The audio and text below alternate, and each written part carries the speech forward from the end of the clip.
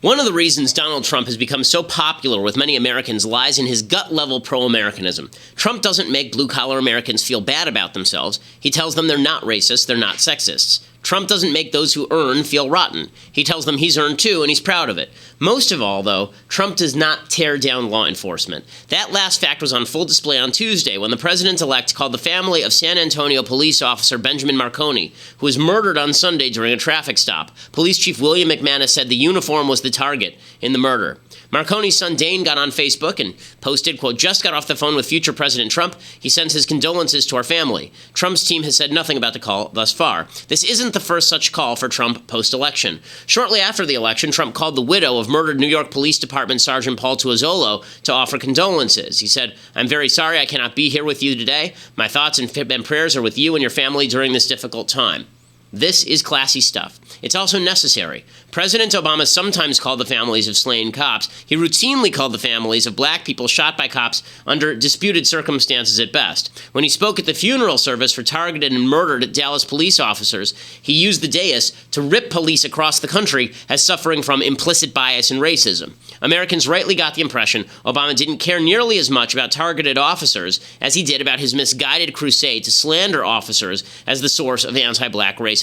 That is certainly not the message from Trump. Trump isn't standing by bad police officers, of course, but he is making it clear that he stands by police officers across the country and that he takes their lives seriously. That is a hell of a change from the current occupants of the Oval Office. I'm Ben Shapiro. This is The Ben Shapiro Show. Alrighty, so much to get to here today, but we begin by saying hello to our sponsors at Helix Sleep. So, Helix Sleep, this is a great company, and the way that this works is you go to their website, helixsleep.com/Ben, use the /Ben, you get $50 off your first order, helixsleep.com, and the way that they do this is they ask you questions about your body type, about your weight, about your height, they ask questions about whether you like a soft mattress or a hard mattress, do you like it to be warm or do you like it to be breathable, and then they send you the mattress in the mail. They send it to you in the mail, and you can try it out for 100 nights for free. And if you don't like it, you can just send it right back. A customized mattress can cost you thousands and thousands of dollars, but Helix mattress, they cost you like a fraction of that. In many cases, under $1,000. Shipping is 100% free. It comes in a box, and the way that it works is you unpack the box, and it automatically inflates. It's really cool, and it is super comfortable. It is so comfortable that we actually just got rid of a mattress that we had, very expensive mattress that we had. We actually put it in the other room, and we got a new bed frame because we liked our Helix mattress so much. We actually just had that bed frame delivered yesterday. That's how much we like the Helix mattress. It's helixsleep.com/Ben, helixsleep.com/Ben, and you get $50 off your first order. Again, it's truly customized, and you can even customize it if there are two people on the mattress. You can customize it so that each side is different, which is great. And if you're Bill Clinton, you can make sure that one side is filled with spikes so that Hillary never sleeps in the same bed, I guess. But in any case, helixsleep.com/Ben, that's the place to go to get this mattress, and it is terrific. Alrighty, so lots to get to today. We begin with the Democrats. So, the fact is that everybody's paying attention to the Trump transition, and we'll get to that in a little while. There's been some more good Trump, bad Trump with regard to the picks that he's making for his cabinet. Dr. Ben Carson has been picked, which is but then also he just picked a woman named Betsy DeVos for the Secretary of Education, which is a great pick. He's been stomping all over the grave of Kelly Ayotte, which is also a kind of, but he's made apparently Nikki Haley the UN ambassador, which is a great pick. So we'll talk about all of those and what they mean and why this is happening. But first, we need to talk about the Democrats, because the Democrats are totally falling apart. They are utterly falling apart. Elijah Cummings is a Democrat. I believe that Elijah Cummings is from Alabama? Maryland. My bad. So Elijah Cummings is from Maryland, and he is basically, the Democrats are struggling for identity. They're struggling for identity, and that means that they have to fall back on the tried and true strategies. Those strategies include, of course, saying that black people are going to be victimized by white Republicans and saying that gay people will be victimized by Trump. They have to play identity politics. There's been a lot of talk in the aftermath of Trump winning about Democrats dumping identity politics at the door. Stop alienating white folks by claiming they're all racist. Stop alienating men by claiming they're all sexist. Stop alienating rich people by saying that they're all greedy. Actually start pitching your policies. Elijah Cummings, however, he says, no, we can't do that. There's no way. I think that we need to. No, I don't necessarily agree. I think we need to deal with economics. I think economics is very important, but I think that we need to still pay attention to so many people who have been left out of the system in one way or another. Just like what I just talked about, voting rights of certain segments of our population. I think we can do both, but we've got to concentrate on economics because a lot of people are suffering, and African Americans and Hispanics are suffering probably more than other parts of our communities, and so that would be my answer there. Okay, so he says that we need to double down on the identity politics. Of course he thinks they need to double down on the identity politics. The Democrats have created this new Obama coalition that is largely based on pressing forward identity politics. And that, of course, has driven a sort of quasi-identity politics from the right. That is not my favorite thing. But Cummings is wrong, obviously. The way the Democrats, if they actually wanted to win, could win is by abandoning those identity politics, or maybe they're so far down that road there's no way to do it. Maybe they're afraid that if they abandon identity politics, maybe more black people will vote Republican because they won't feel pressured to vote Democrat because those Republicans are evil racists. So they keep doubling down on this. One of the ways they're doubling down on this is the push for Keith Ellison, Muslim congressperson from Minnesota. The reason I say Muslim congressperson is because there are only 2 Muslims in the United States Congress. I believe the other one's Andre Carson, and Ellison, of course, was the first, I think, Muslim congressperson in the Congress, and so he's gotten major play politically over that. He's being talked about very seriously for head of the Democratic National Committee. There's a problem there, and that is that Keith Ellison is a radical anti-Semite. I mean, he's radically anti-Israel. He's associated with the Nation of Islam, and the Democrats don't know what to do. They're endorsing Ellison because they're doubling down on the identity politics. So here's Elizabeth Warren, the senator from Massachusetts and the supposed God queen of the hardcore left, talking about why Keith Ellison would be a terrific choice. I talked with Congressman Ellison. I really like Keith, and I think he's terrific, and I think he would make a terrific DNC chair. I just recently heard that Howard Dean, I mean, literally just a few minutes ago, I heard that Howard Dean may be in this. I haven't talked to him. Fine. I'd like to hear what his vision is. But I want lots of Democrats engaged, and ready to go. God, she is so irritating, and she's also wrong on this. I know she was Professor Warren when I was at Harvard Law School. She was irritating then. She's become twice as irritating now with her faux sincerity. But just a little bit of background about Keith Ellison. So the person she just praised is a terrific choice for the DNC. This is tape of Keith Ellison in 2007 when he was asked about 9/11. This is sort of bootlegged tape. You would never have all this discrimination against religious minorities, but for 9/11. I mean, you had it, but you didn't have it to the degree that we have it now. 9/11 is this juggernaut event in American history, and it allows. I mean, it's almost like the Reichstag fire kind of reminds me of that. Does anybody know what I'm talking about? Yeah. Who benefited from 9/11? Who benefited from 9/11? Who benefited from 9/11? Well, I mean, you and I both know. Yeah, boys. But the thing is that after the Reichstag was burned, they blamed the communists for it. And it put the leader of that country in a position where he could basically have authority to do whatever he wanted. Okay, so he compared the 9/11, if you missed it, to the Reichstag fire, which was a faked fire by the Nazis in order to allow Hitler to consolidate his power. So he's actually, I mean, this is a far left radical Islamist lie that has been pushed by people from those contingents. And there's Keith Ellison, by the way. You hear the guy in the audience saying the Jews benefited from 9/11, and Ellison basically going, yeah, maybe. I mean, this is the guy they're talking about for head of the DNC, but that's not the only thing that we know about Keith Ellison. Joel Mowbray, my friend who writes over at the Daily Caller, he wrote, the man poised to head the Democratic Party was a spokesman for the Nation of Islam well into his 30s. The Nation of Islam is a radically anti-Semitic group led by Louis Farrakhan. He publicly spewed anti-Semitism, and later in life, as a congressional candidate, knowingly accepted $50,000 in campaign contributions given and raised by Islamic radicals who openly supported Islamic terrorism and were leaders of front groups for Hamas and the Muslim Brotherhood. By the way, the period during which Ellison defended the Nation of Islam, the spokespeople were openly Jew-hating. In 1995, that guy you saw on tape, Keith Ellison, he led a rally featuring a guy named Khalid Abdul Muhammad, who was a Nation of Islam member.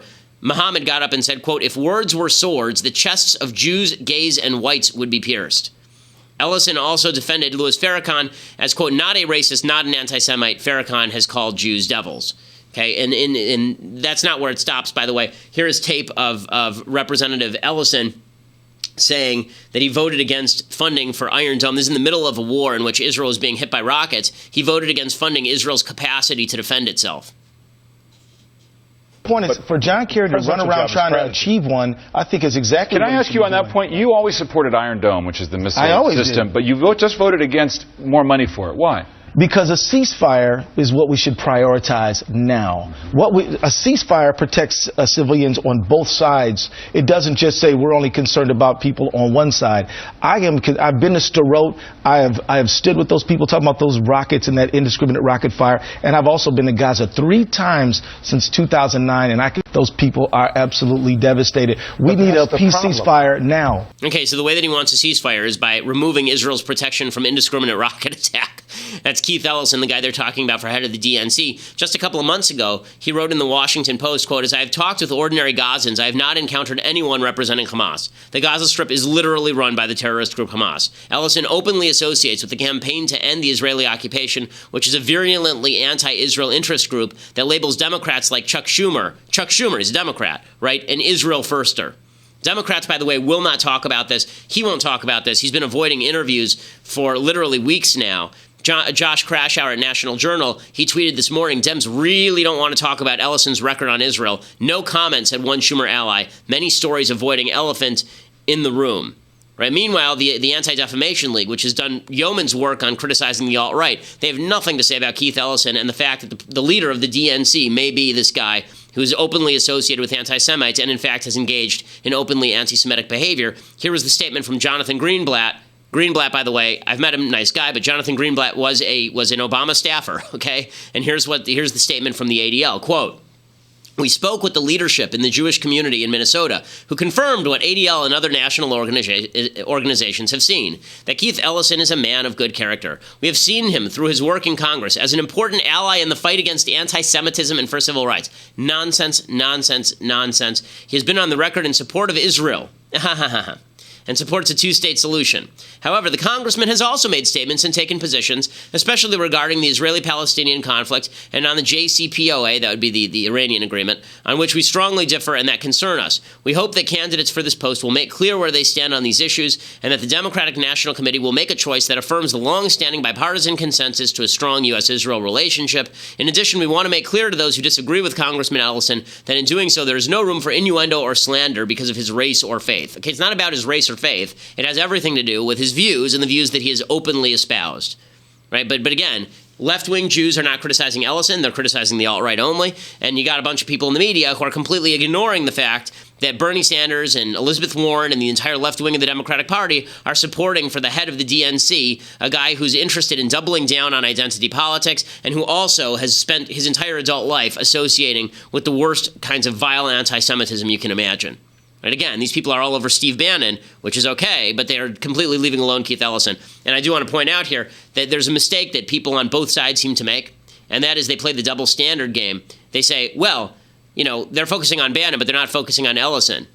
Therefore, we shouldn't focus on Bannon. No, that's not the proper conclusion. The proper conclusion is you should focus on Bannon and you should focus on Ellison. By the way, Ellison is a significantly more dangerous character than Bannon is with regard to his views. Bannon's just a cynical opportunist who's willing to use the alt-right to get where he wants to go. Ellison is somebody who actually believes all these things, right? I mean, he's somebody who spent his time in the 90s calling himself Keith X Ellison because he was an actual member of the Nation of Islam, and the media have nothing to say about it. The point of the double standard argument should be to restore the standard, not to tear it down. The point of saying, why aren't you covering X when you're covering Y, is not to say you shouldn't cover Y, it's saying you should cover all of it. But again, people tend not to buy into that because everybody's a partisan, unfortunately. Now, the Democrats are falling apart over this stuff because a lot of them are saying, like Congressman Tim Ryan from Ohio, why are we doubling down on the identity politics that just lost us this election and are leading to ever-increasing numbers of white folks in the rural areas running away from the Democratic Party and running instead toward the Republicans? And then you've got people saying, we got to double down on the gal that brung us. We're building this new coalition. The demographics favor us. We got to double down on the identity politics. The Democrats are tearing themselves apart, and they're becoming, in the process, a regional party, a party that only exists in California and New York and some major cities around the country, but nowhere in the rural areas. The entire middle of the country is basically now red, with the exception of Illinois. Right? That's an amazing thing. And look at the map. It's pretty incredible. But the Democrats do have one hope, and that hope is that Donald Trump is a complete crap show. That's their hope here. And Elijah Cummings basically says that. He says, while he's trying to figure out what the strategy ought to be, he's saying, well, Trump's business is a minefield for conflicts. the president can't have a conflict of interest. Is that problematic in your view? It is problematic because clearly I don't think Mr. Trump realizes how significant the minefield is in this area. Keep in mind, Wolf, that during the campaign he said one of his top priorities would be to bring honesty to government. He also talked about draining the swamp and used a lot of terms basically saying that he was going to clean up government and he was going to make sure that there would be transparency. When you're dealing with so many businesses in so many countries, it's basically a minefield for conflicts. And to say that because you are the president that the law does not apply to you, it's not so much just the law, it is the appearance of conflict. Okay, so Cummings here is basically saying we're banking on Trump to blow this thing. And if you're rooting for Trump to actually be a successful president, to do good things, particularly conservatives, if you're betting on him to do good things, you want him to stop doing the stuff where he's associating his business interests. The only hope for the Democrats is that Trump disgraces himself and then they come back. Because 2018, the map looks terrible for Democrats in the Senate. It looks awful for them. They have a bunch of vulnerable seats in red areas. They're going to lose a lot of senators. They're going to lose 6 to 8 senators in 2018. It's a disaster area for them. Unless Trump blows this. So you have to be rooting instead for Trump to actually get his act together. And that means holding him to the same standard to which you'd hold Hillary Clinton. If you are able to portray, rightly, Hillary Clinton as a corruptocrat, you do not get to turn around and then proclaim that Trump is clean as the driven snow, pure as the driven snow, when he's intermingling his business assets and his presidency. And even the appearance of that is something that should be shunned. And there's an article today, we mentioned it a couple of days ago, there's talk that Trump had gotten on a call with the president of Argentina, and the president of Argentina had called to congratulate him, and Trump had brought up this permit for a Trump Tower in Argentina. And both sides denied it. Today, that permit went through. So if nothing was said, that's just a giant coincidence. This kind of stuff does not look good, and it's going to allow Democrats to drag Trump through the mud, rightly or wrongly, because where there is smoke, there usually is fire. Now, before we go any further, I got a signal to our other advertisers, DSTLD, DSTLD.com. It's distilled.com. These folks make jeans, and the jeans are terrific. So instead of buying $200 jeans or $100 jeans, at Distilled, you can get these jeans for like $65 a pair, and they have many different types of jeans. The material is really friendly to your skin. I will say they fit really well. And again, you can get 2 pairs of jeans for the same price that you get one someplace else. They're really terrific. They don't waste material. They are environmentally friendly for those who care about that sort of thing. It's DSTLD.com, and if you use /Ben, DSTLD.com/Ben, you get $10 off. Right now, they also have a new line of fall jackets as well that you can check out. They don't work with middlemen, which is why they can do this so cheaply. This is high-end denim. It's really good stuff. I own a pair, and I'm buying another pair. DSTLD.com/Ben for $10 off your first order. Okay, so now on to what Trump is actually doing. So he's made a bunch of cabinet picks in the last 24 hours. One of them makes, I think, a whole world of sense for him politically. It doesn't necessarily make sense in terms of the job, but it makes a lot of sense politically, and that is the choice of Nikki Haley for UN ambassador. So the governor of South Carolina, Trump has now picked her for UN ambassador, and she's going to accept. This makes sense for a number of reasons. First of all, does she have any foreign policy experience? Nah, not really. You know, at the UN, your entire job basically consists of just yelling at other useless people at the UN, so that doesn't necessarily require anybody with great foreign policy chops. As governor of South Carolina, she did stand strong with Israel against the boycott, divest, sanctions movement. That is worth noting. But the real reason that Trump appointed her is pretty obvious. One, it gets rid of a potential rival. If he does a bad job and someone's going to primary him, it could be somebody like Nikki Haley. Two, it gets rid of these charges of racism. People have been saying his cabinet is filled with white men. Nikki Haley is a woman of Indian descent, as Ann Coulter has made eminently clear. And Donald Trump is attempting to sort of get past the alt-right thing by appointing a woman of Indian descent. Third, it actually has the effect of elevating Trump allies. So even though Nikki Haley was not a strong Trump ally, she critiqued Trump a lot during the campaign, criticized him a lot.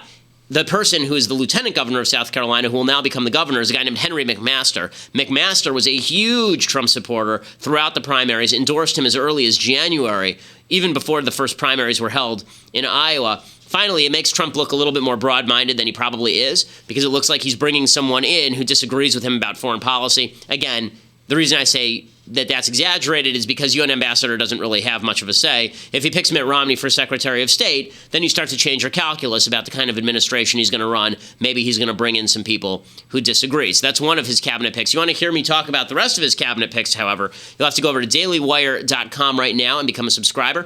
$8 a month will get you your subscription. You can become part of the mailbag today. We're going to do a live mailbag in just about 20 minutes here on the Ben Shapiro Show. We usually do it on Thursdays. Tomorrow's Thanksgiving. If you're an annual subscriber, then you get a free copy of my novel signed by me, and you also get the ads removed and from the website and all the rest of it. You get Andrew Klavan's show as well.